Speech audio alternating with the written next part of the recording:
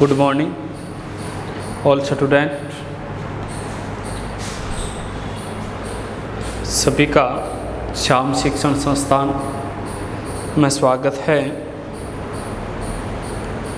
तो पढ़ेंगे आज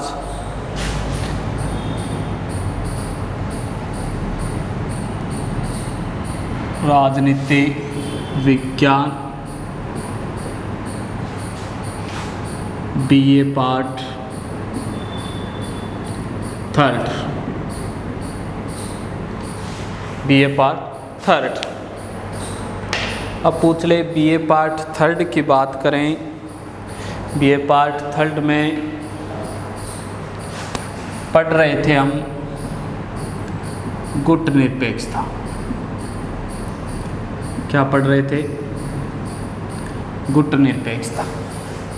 हमने गुट निरपेक्षता की उत्पत्ति कैसे हुई उसके बारे में अध्ययन किया। फिर गुट निरपेक्षता की उपलब्धियां क्या थी उनके बारे में अध्ययन किया। आज पढ़ेंगे गुट निरपेक्षता की कमजोरियां। गुट निरपेक्षता की कमजोरियां, कमियां क्या क्या थी गुट निरपेक्षता में, क्या क्या कमियां बताई गई है उनका अध्ययन करेंगे, या कह सकते हैं विफलताएं। गुट निरपेक्षता की विफलताएं कि सफल क्यों नहीं हो पाया या असफल क्यों है, या हम कह सकते हैं आलोचनाएं। क्या कह सकते हैं? आलोचनाएं। तो बात करेंगे कि गुट निरपेक्षता के भारत जैसे विकासशील देशों ने मिलकर बनाया था। जो नव उदित जो राष्ट्र थे उन्होंने मिलकर बनाया था गुट निरपेक्षता को, और उसी गुट निरपेक्षता में कमियां क्या रही, उसके फायदे क्या रहे, उसके अलावा उन्होंने क्या किया, ये अध्ययन किया था हमने। आज करेंगे कमियां। पहली कमी है अवसरवादी व काम निकालने की नीति। पहली कमजोरी क्या है गुट निरपेक्षता की, या पहली आलोचना क्या है? आपसे पूछ ले कि गुट निरपेक्षता जो संगठन बनाया गया था, जो संगठन था वो एक अवसरवादी था। अवसर मतलब फ़ायदा उठाना। कहने का मतलब अवसरवादी कैसे कह सकते हो कि इस गुट निरपेक्षता में जितने भी देश सम्मिलित थे वो अपने फ़ायदे के लिए या तो अमेरिका जैसी या फिर संयुक्त राष्ट्र जैसी। कहने का मतलब जब उन्हें लगा कि सोवियत संघ की बात करें कि सोवियत संघ का पलड़ा जब तक भारी था, खुद भारत की बात करें तो कहा जाता है कि 1950 से पहले या 1950 तक जुड़ाव सोवियत संघ के साथ था। जैसे जैसे अमेरिका में शक्ति में वृद्धि होती गई तो ये किसके साथ जुड़ते गए? अमेरिका के साथ। तो गुट निरपेक्षता के जो देश थे, जब उनको ये लगा कि कोई एक महाशक्ति ताकतवर बन गई है, उससे हमें ज़्यादा बेनिफिट मिलने वाला है, तो जब भी उन्हें बेनिफिट मिलता तो वो किसी ना किसी महाशक्ति के साथ जुड़ जाते थे। तो इसे कहा जाता है अवसरवादी। और ये किसी ना किसी महाशक्ति के साथ जुड़कर अपना विकास का कार्य कर लेते थे। इसलिए इसकी आलोचना की गई है कि गुट निरपेक्षता के जितने भी देश सम्मिलित थे वो किसी ना किसी महाशक्ति के साथ जुड़कर अपना जो प्रमुख कार्य होता था या अपने आर्थिक संसाधन या काम निकालने की नीति को अपना लिया था या धारण कर लिया था। तो ये अवसरवादी व काम निकालने की नीति है। 2 नंबर आपसे पूछ ले कि बाहरी सहायता पर निर्भर। बाहरी सहायता पर निर्भर। 2 नंबर आलोचना क्या की गई है गुट निरपेक्षता की? वो ये की गई है कि गुट निरपेक्षता जो संगठन था वो संगठन बाहरी, कहने का मतलब कि इसके जितने भी 123 देश पड़ते हैं इसमें सम्मिलित थे। वर्तमान में तो बहुत ज़्यादा 153 तक संख्या पहुंच गई है। 123 देश से जुड़े हुए थे। वो एक दूसरे की विकास पर एक दूसरे की मदद पर निर्भर करते थे। कहने का मतलब ये खुद इनके पास इतने संसाधन नहीं थे कि ये खुद काम कर सके, न तो इनके पास ऐसी कोई सैन्य ताकत थी, न ही कोई आर्थिक ताकत थी। ये सभी विकासशील राष्ट्र थे तो एक दूसरे पे निर्भर रहते थे। कहने का मतलब अगर बाहर से इन देशों को सहायता नहीं मिल पाती तो ये अपने विकास नहीं कर पाते। कहने का मतलब है कि अमेरिका और सोवियत संघ जैसी महाशक्तियाँ गुटनिरपेक्षता के जैसे देशों की सहायता नहीं करती तो ये अपना विकास नहीं कर पाते। जैसे बात करें बाहरी युगोस्लाविया का उदाहरण देखें। युगोस्लाविया गुटनिरपेक्षता का देश माना जाता है, लेकिन वो अपने फायदे के लिए किसके साथ जुड़ा हुआ था? सोवियत संघ। कहने का मतलब उसे बाहरी जो सहायता है वो किससे मिलती थी? सोवियत संघ से मिलती थी। इसी प्रकार देखें क्यूबा जो एक छोटा सा देश है, क्यूबा महाद्वीपीय देश है, ये क्यूबा देश भी अपने फायदे के लिए किस महाशक्ति से जुड़ा हुआ था? बात करें कि सोवियत संघ से जुड़ा हुआ था। उसी प्रकार भारत की कुछ उदाहरण देते हैं कि भारत किसके साथ ज़्यादा जुड़ा हुआ था? सोवियत संघ के साथ, लेकिन भारत ने अपने विकास के लिए अमेरिका के भी साथ जुड़ाव किया। तो इस प्रकार से कोई भी देश है अपना विकास करने के लिए एक ना एक दूसरे देश पर निर्भर रहता था, तो बाहरी निर्भरता इनके सामने प्रमुख थी। 3 नंबर आपसे पूछ ले कि अव्यवहारिक नीति, अव्यवहारिक नीति,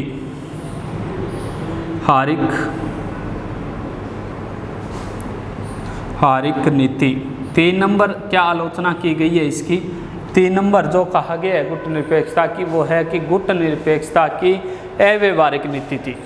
व्यवहारिक मतलब कि कोई नियम नहीं थे, कोई नियम या संचालन करने की व्यवस्था नहीं थी। एक देश दूसरे देश पे आरोप लगाता रहता था या अपने को बड़ा साबित करने की कोशिश करता रहता था, या फिर इनके नियम संचालन से संबंधित कोई प्रावधान नहीं किए हुए थे गुटनिरपेक्षता में। इस कारण हम कह सकते हैं कि गुटनिरपेक्षता की जो आलोचना है की गई है उसमें अव्यवहारिकता की नीति को अपनाया गया है। तो 3 हो गई। 4 पूछ ले संकुचित नीति। 4 नंबर आलोचना क्या की गई है गुटनिरपेक्षता की? वो है संकुचित नीति। संकुचित नीति, संकुचित नीति 4 नंबर कि इनकी जो सोच थी वो संकीर्ण थी। ये अपने देश को अपने देश तक ही सीमित रखते थे। कहने का मतलब कि अपने देश तक ही सीमित रखते थे। अंतर्राष्ट्रीय स्तर पर आलोचना की गई है कि अंतर्राष्ट्रीय स्तर पर गुटनिरपेक्षता को पहचान नहीं दिलाई गई। ये अपने ही देश के विकास में मस्त रहते थे। कहने का मतलब अपने देश का विकास करने में लगे रहते थे और अंतर्राष्ट्रीय स्तर पर इन्होंने कोई ऐसा ध्यान नहीं दिया या कोई महत्व नहीं दिया या अंतर्राष्ट्रीय स्तर जैसी कोई सुविधाएं लागू नहीं की गई। तो इसलिए हम कह सकते हैं कि गुटनिरपेक्षता है वो संकुचित नीति पे काम करता था। 5 नंबर आपसे पूछ ले, 5 नंबर कहोगे संकुचित नीति के बाद राष्ट्र हित की बजाय नेतागिरी की नीति। राष्ट्र हित की बजाय नेतागिरी की नीति। गुटनिरपेक्षता क्या कहता है कि गुटनिरपेक्षता के जितने भी देश थे इसमें सम्मिलित किए गए हैं वो राष्ट्र हित है कि अपने देश का कल्याण नहीं करते थे। अपने देश के कल्याण की बजाय नेतागिरी की सभी अपने अपने देशों का प्रतिनिधित्व प्रमुख रूप से मानते थे। कहने का मतलब जितने भी देश हैं वो एक दूसरे के साथ नहीं जुड़े हुए थे, सभी अलग अलग थे। कि गुटनिरपेक्षता के साथ जरूर जुड़े हुए थे, लेकिन वैश्विक जो संचालन है उसकी बात करें तो सभी देश क्या थे? अलग अलग। इसलिए हम कह सकते हैं राष्ट्र हित की बजाय नेतागिरी की नीति पे ज़्यादा काम करता था। वो कौन सा था? गुटनिरपेक्षता। कहने का मतलब है कि सभी देश अपना प्रतिनिधित्व ज़्यादा चाहते थे, कि ज़्यादा भागीदारी चाहते थे, कि हमारे बगैर गुटनिरपेक्षता है वो अधूरा है। इसलिए वो अपने देश की कल्याण की योजनाओं पे ध्यान न दे करके नेतागिरी पे ध्यान देते थे। फिर 6 नंबर अंतर्राष्ट्रीय राजनीति व्यवस्था में उल्लेखनीय परिवर्तन। अंतर्राष्ट्रीय राजनीतिक व्यवस्था में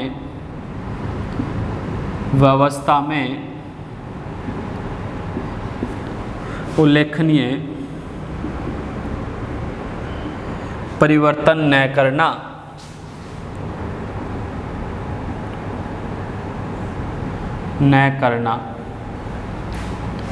कि जो अंतर्राष्ट्रीय राजनीतिक व्यवस्था है, पूरे विश्व के लिए एक संगठन बनाया गया था, उस संगठन का नाम दिया था गुटनिरपेक्षता, जो किसी भी महाशक्ति या किसी भी एक गुट में क्या नहीं होगा, शामिल नहीं होगा, सम्मिलित नहीं होगा। तो अंतर्राष्ट्रीय राजनीति की बात करें कि अंतर्राष्ट्रीय पूरे विश्व की जो राजनीति है उसके संदर्भ में गुटनिरपेक्षता ने कोई ज़्यादा महत्वपूर्ण कार्य नहीं किए, जैसे कोई सैन्य संगठन, या फिर बात करें कि किसी देश के साथ युद्ध हो गया तो उसे भी रोकने का कार्य नहीं किया गया, सिर्फ बातचीत पे ज़्यादा ध्यान दिया, बल्कि न कि ऐसा कोई संगठन बनाया गया जिससे विश्व में शांति स्थापित हो सके और किसी युद्ध को रोका जा सके। तो इसलिए हम कह सकते हैं अंतर्राष्ट्रीय राजनीति व्यवस्था में कोई ज़्यादा उल्लेखनीय परिवर्तन नहीं किया, ज़्यादा ध्यान नहीं किया। 7 नंबर, दिशाहीन आंदोलन। गुटनिरपेक्षता दिशाहीन आंदोलन। कि गुटनिरपेक्षता का जो आंदोलन गुटनिरपेक्षता बनाया गया था उसका कोई नियम या कोई सैनिक गठबंधन या कोई एक वस्तु को लेकर कार्य करने वाला नहीं था। कहने का मतलब इन्हें या कुछ भी पता नहीं था कि हमें वैश्विक स्तर पे क्या करना है। कोई ज़्यादा जानकारी न होने के कारण ये एक दिशाहीन आंदोलन माना जाता है। कहने का मतलब 7 नंबर कहता है कि गुटनिरपेक्षता दिशाहीन आंदोलन था, इसके पास कोई नियम, नीति या संचालन के प्रावधान नहीं थे, या किसी भी सभी देशों को एक साथ जोड़ के, जितने भी देश थे गुटनिरपेक्षता एक साथ जोड़ के ऐसी व्यवस्था का निर्माण करना ताकि आने वाले समय में सर्वाधिक विकास कर सके, इससे कोई नियमों का प्रावधान नहीं था। दिशाहीन था, कहने का मतलब है कि ये दिशाहीन कैसे हो गया कि गुट निरपेक्षता की दोनों गुटों से हमें क्या रहना है, अलग रहना है। इनका ये एक नियम बनाया था, उद्देश्य बनाया था, लेकिन सभी जितने भी देश थे वो अपने विकास के लिए या अपने हित के लिए किसी ना किसी गुट के साथ क्या हो रहे थे, जुड़ रहे थे। दूसरा इनका ये नियम था कि विश्व में शांति को स्थापित करना या शांति को समर्थन करना। लेकिन बहुत सारे ऐसे देश थे गुटनिरपेक्षता के जिनको लेकर अशांति पैदा हुई थी गुटनिरपेक्षता में, तो शांति को स्थापित कहाँ कर रहे हैं, ये इनका नियम है। इसलिए हम कह सकते हैं कि ये अपने नियमों को नहीं मानते थे, एक दिशाहीन प्रणाली से चलते थे।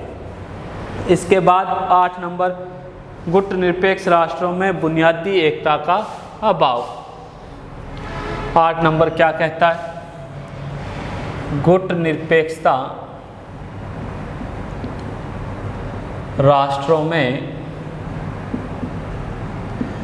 बुनियादी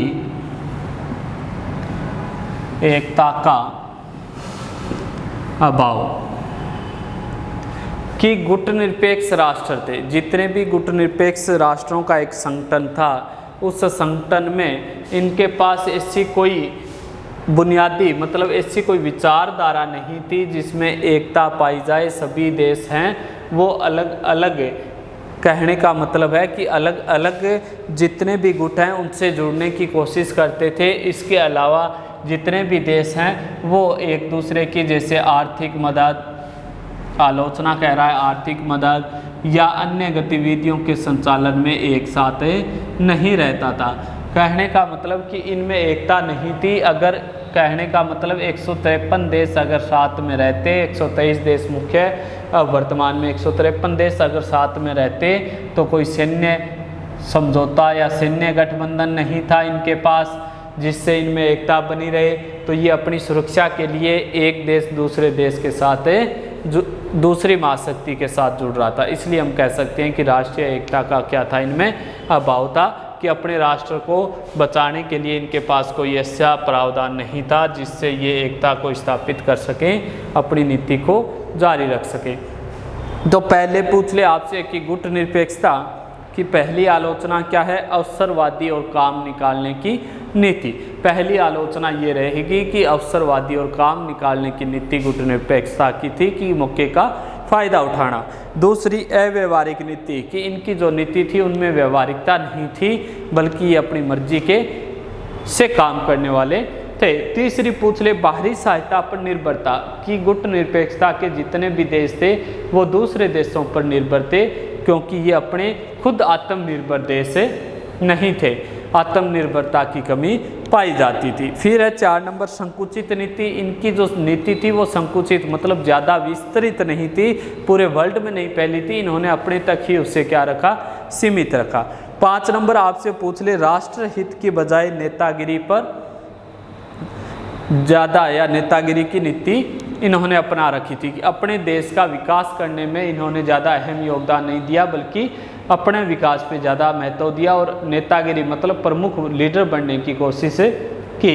फिर अंतर्राष्ट्रीय आगे वाली अंतर्राष्ट्रीय राजनीतिक व्यवस्था में उल्लेखनीय परिवर्तन नहीं कि जो अंतर्राष्ट्रीय राजनीतिक व्यवस्था थी उसमें ज़्यादा इन्होंने बदलाव नहीं किया, सिर्फ इन्होंने एक संगठन बनाया, बाकी कोई काम नहीं किया।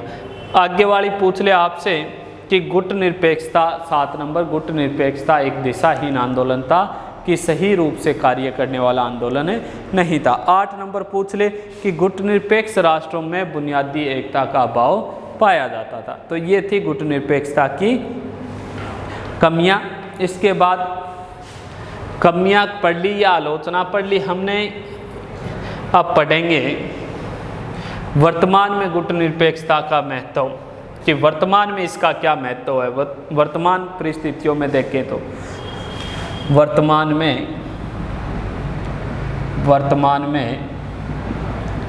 गुटनिरपेक्षता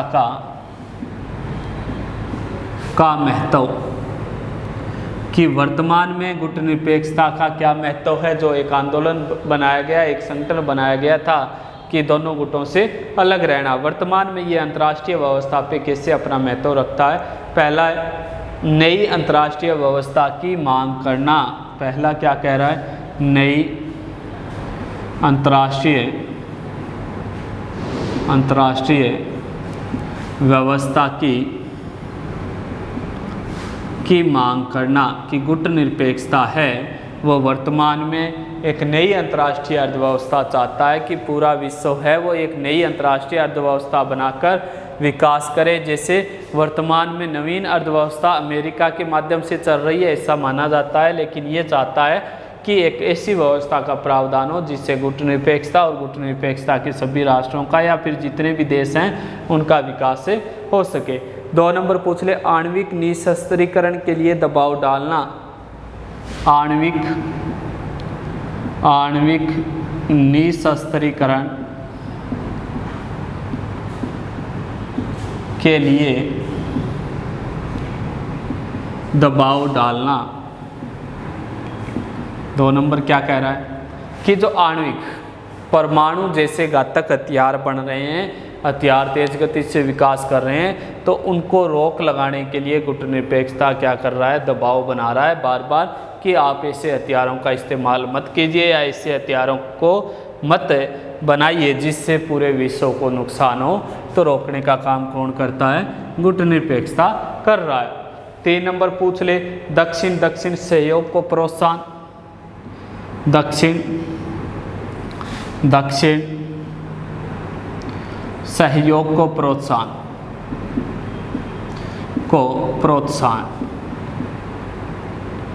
दक्षिण की विकासशील, क्या कहेंगे, विकासशील राष्ट्र। दक्षिण विकासशील राष्ट्र दूसरे विकासशील राष्ट्र का आपस में सहयोग करें और उसको विकसित की ओर ले जाने की कोशिश करें। तो दक्षिण होता है कि विकासशील जो विकासशील देश हैं वो एक देश दूसरे विकासशील देश की मदद करें। 4 नंबर आपसे पूछ ले दक्षिण सहयोग को प्रोत्साहन के बाद विकसित वह विकासशील देशों के साथ वार्ता। कहने का मतलब उत्तर दक्षिण दक्षिण संवाद कि उत्तर विकसित राष्ट्र और दक्षिण विकासशील राष्ट्र कि विकसित और विकासशील राष्ट्रों के मध्य वार्ता का प्रावधान करना, दोनों के मध्य वार्ता के जरिए अपने एक देश दूसरे देश के मध्य क्या कर सके, शासन का संचालन कर सके, वार्ता के माध्यम से संधियां या समझौता कर सके और पूरे विश्व में शांति बनी रहे। फिर है नव उपनिवेशिक शोषणों का विरोध करना। नव उपनिवेशिक शोषणों का विरोध करना। नव औपनिवेशिक देश कौन से होते हैं? जो अभी अभी स्वतंत्र हुए हैं और वो किसी ना किसी माध्यम से या किसी ना किसी कारण से दूसरी महाशक्ति के साथ जुड़ गए या दूसरा देश है उनका शोषण कर रहा है। वहाँ के लोगों को पूर्ण रूप से अभी भी आज़ादी नहीं मिली है, वो अपनी इच्छा के अनुसार कार्य नहीं कर सकते, तो उनको आज़ादी दिलवाना और वहाँ पे जो शोषण हो रहा है उस शोषण से मुक्ति दिलाने का कार्य कौन करता है? गुटनिरपेक्षता विरोध करता है बार बार कि जो अभी अभी देश आज़ाद हुए उनकी स्वतंत्रता को बनाया रखा जाए। तो पूछ ले महत्व गुटनिरपेक्षता जो नीति है उसका महत्व वर्तमान में क्या है या वर्तमान में नवीन अंतर्राष्ट्रीय अर्थव्यवस्था में महत्व क्या है? तो पहला महत्व है नई अंतर्राष्ट्रीय व्यवस्था की मांग करना कि पूरे विश्व में एक ऐसी नवीन अर्थव्यवस्था को स्थापित करना जिससे पूरे विश्व का कल्याण हो सके। दूसरा ये कहता है, दूसरा महत्व ये है कि आणविक निशस्त्रीकरण के लिए दबाव डालना कि जो परमाणु ऊर्जा जैसे हथियारों को बनाने का काम करते हैं या फिर घातक हथियारों को प्राप्त करने का कार्य करते हैं उन देशों पर हथियारों की रोक लगाना। कहने का मतलब ज़्यादा से ज़्यादा हथियारों को एकत्रित मत कीजिए, आने वाले समय में पूरे विश्व को नुकसान होगा। फिर कहता है दक्षिण दक्षिण सहयोग को प्रोत्साहन। आगे वाला महत्व है कि विकासशील राष्ट्र है वो दूसरे विकासशील राष्ट्र को आगे बढ़ने के लिए सहायता करें। सभी देश विकासशील राष्ट्रों की मदद करेंगे, वो होता है दक्षिण दक्षिण सहयोग। फिर है उत्तर दक्षिण संवाद। कहने का मतलब विकसित और विकासशील राष्ट्रों के मध्य वार्ता को स्थापित करना। जो विकसित देश हैं वो विकासशील राष्ट्रों के साथ मिलकर उन देशों का भी विकास करें ताकि वो विकसित की ओर अग्रसर हों। उपनिवेशिक शोषणों का विरोध करना कि जो गुलाम देश थे अभी अभी आज़ाद हुए हैं उन देशों में मानवता या फिर उनकी स्वतंत्रता को किसी भी प्रकार का शोषण हो रहा है तो उनसे मुक्ति दिलाना या फिर विरोध करना, कहीं पे उनको ये लगे कि उनकी स्वतंत्रता को हनन पहुंच रहा है तो विरोध करना। तो हमने पढ़े गुटनिरपेक्षता की कमजोरियां और वर्तमान में महत्व। ये अपना जो क्वेश्चन है आपसे पूछ ले कि गुटनिरपेक्षता से संबंधित आ जाए, चाहे वो 2 नंबर का आए या 4 नंबर का आए या 8 नंबर का आए, तो ये क्वेश्चन अपना गुटनिरपेक्षता वाला क्या हो गया, कंप्लीट हो गया कि गुटनिरपेक्षता क्या है, इसकी परिभाषा क्या है, या फिर बात करें कि इसका महत्व क्या है, इसकी कमजोरियां क्या है, इसकी उपलब्धियां क्या है, वो सब कुछ हमें बताना पड़ेगा। अगर बड़ा क्वेश्चन आ जाता है तो आप कर सकते हो आसानी से और अपने जो भी विचार हैं वो कमेंट के माध्यम से रख सकते हो।